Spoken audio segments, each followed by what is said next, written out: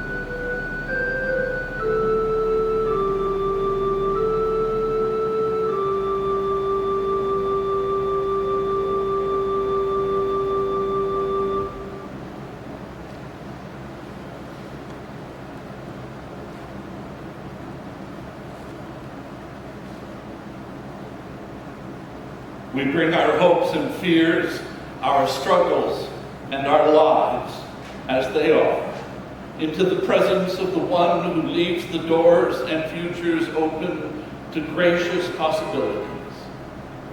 God lights the paths before us. May this time of worship empower us to make faithful choices. God lights the paths before us. May this time of worship renew and restore our relationships with God and with each other. God lights the paths before us. Come, let us worship God. And I invite you now to sing along with Johnny as he plays hymn number 234 for Voices United, Let Us With a Gladsome Mind.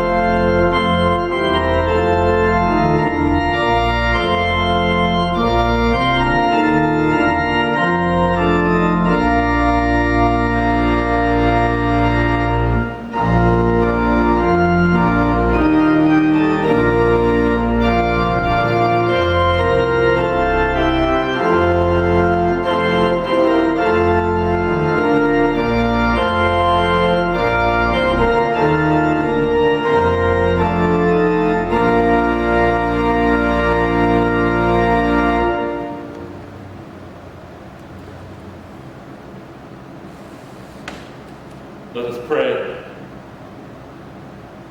Abundant God, use our senses us to open our hearts and minds to the richness of Scriptures. Help us to receive the gifts you sow so graciously and freely in our lives, and inspire us to share such bounty generously with our neighbors. Amen.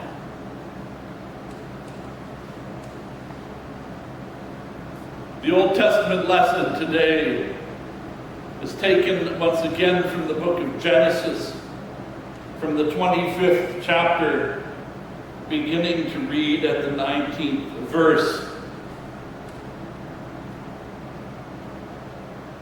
These are the descendants of Isaac, Abraham's son. Abraham was the father of Isaac, and Isaac was 40 years old when he married Rebekah, daughter of Bethuel the Aramean of Padan Aram, sister of Laban the Aramean. Isaac prayed to the Lord for his wife because she was barren. And the Lord granted his prayer. His wife Rebekah conceived. The children struggled together within her, and she said, "If it is to be this way, why do I live?" So she went to inquire of the Lord, and the Lord said to her, "Two nations are in your womb, and two peoples born of you shall be divided. The one shall be stronger than the other, and the elder shall serve the younger." When her time to give birth was at hand, there were twins in her womb. The first came out red, all his body like a hairy mantle. So they named him Esau. Afterward, his brother came out with his hand, gripping Esau's heel. So he was named Jacob. Isaac was 60 years old when she bore them. When the boys grew up, Esau was a skillful hunter, a man of the field, while Jacob was a quiet man living in tents. Isaac loved Esau because he was fond of game, but Rebekah loved Jacob. Once when Jacob was cooking a stew, Esau came in from the field and he was famished. And Esau said to Jacob, "Let me eat some of that red stuff, for I am famished." Therefore he was called Edom. Jacob said, "First, sell me your birthright." And Esau said, "I am about to die. Of what use is a birthright to me?" Jacob said, "Swear to me first." So he swore to him and sold his birthright to Jacob. Then Jacob gave Esau bread and lentil stew. He ate and drank and rose and went his way. Thus Esau despised his birthright. And our gospel lesson continues our reading from the Gospel according to Matthew, today from the 13th chapter, verses 1 to 9 and 18 to 23. Now that same day, Jesus went out of the house and sat beside the sea. Such great crowds gathered around him that he got into a boat and sat there while the whole crowd stood on the beach.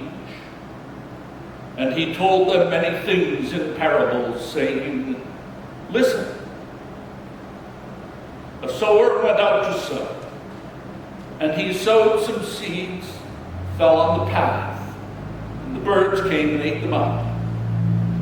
Other seeds fell on rocky ground, where they did not have much soil, and they sprang up quickly, since they had no depth of soil.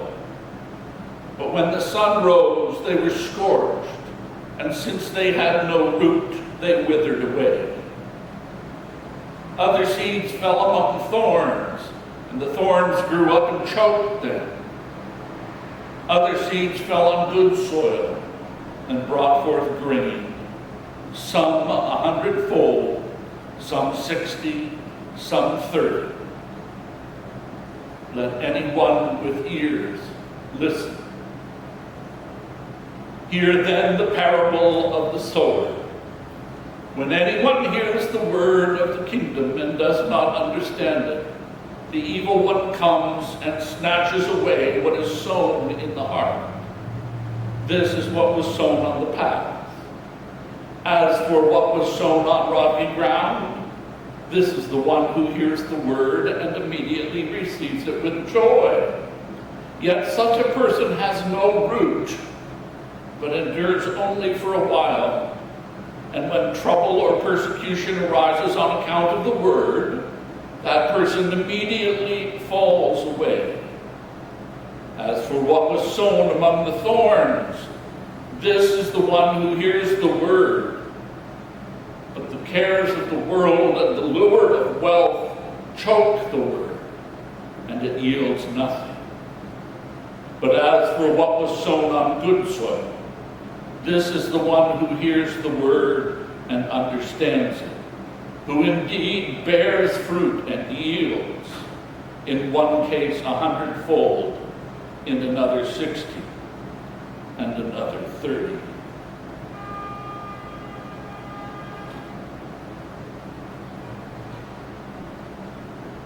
Now I invite you to sing along with Johnny as he plays hymn number 378, Spirit of God, descend upon my heart.